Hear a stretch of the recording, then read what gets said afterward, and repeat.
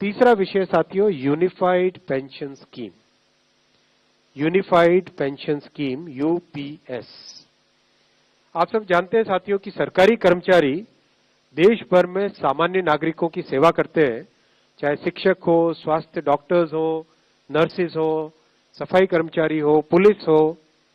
Railway के कर्मचारी हो, डाक सेवा के कर्मचारी हो, कृषि वगैरह में हर एक फील्ड में सरकारी कर्मचारी देश भर में सेवा करते हैं और उस सेवा से समाज की एक व्यवस्था चलती है। और सदियों से सरकारी कर्मचारियों का बहुत एक महत्वपूर्ण किसी भी सोसाइटी में स्थान रहा है, चाहे पास्ट देखें, आज देखें, चाहे डेवलप्ड कंट्रीज देखें, डेवलपिंग कंट्रीज देखें, सब जगह गवर्नमेंट एम्प्लॉयज का, गवर्नमेंट के एक पूरे स्ट्रक्चर की बहुत बड़ी वैल्यू रही है। सरकारी कर्मचारियों की सामाजिक सुरक्षा, सोशल सिक्योरिटी से रिलेटेड मैटर्स हमेशा से उठते आए और समय समय पे बहुत अच्छे निर्णय भी लिए गए।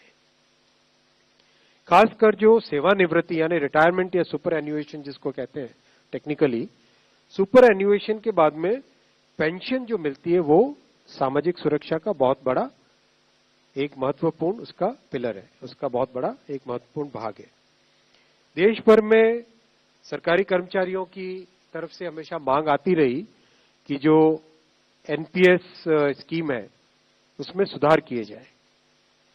सुधार के लिए एक कमेटी बनाई थी माननीय प्रधानमंत्री श्री नरेंद्र मोदी जी ने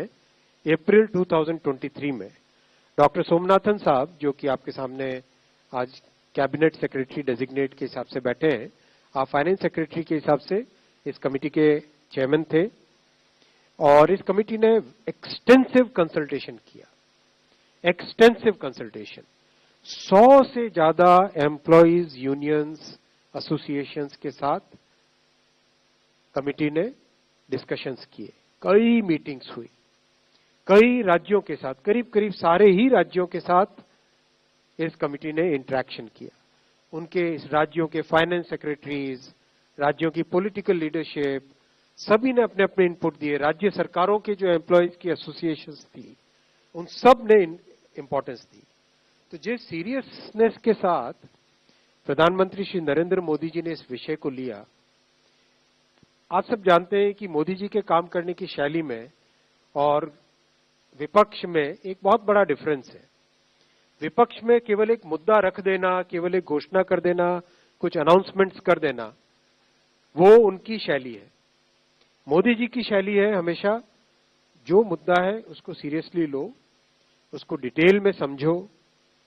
उस पर जितना पॉसिबल है कंसल्टेशन करो और उस कंसल्टेशन से निकल के जो देश हित में, जनहित में और स्टेक होल्डर्स के हित में जो विषय आए उसको उस तरह से आगे रखना। इसीलिए इस कंसल्टेशन के बाद में और साथ ही साथ जो जॉइंट कंसल्टेटिव मैकेनिज्म है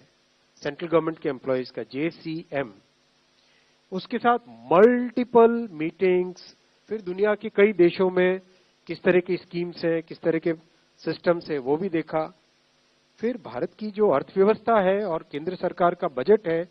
उसको समझने के लिए रिजर्व बैंक ऑफ इंडिया के साथ, वर्ल्ड बैंक के साथ, सबके साथ कंसल्टेशंस हुए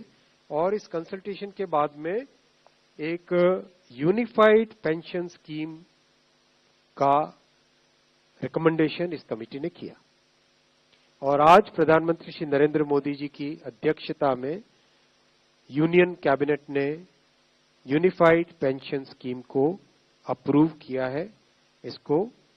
अनुमोदित किया है और ये स्कीम अभी आने वाले समय में लागू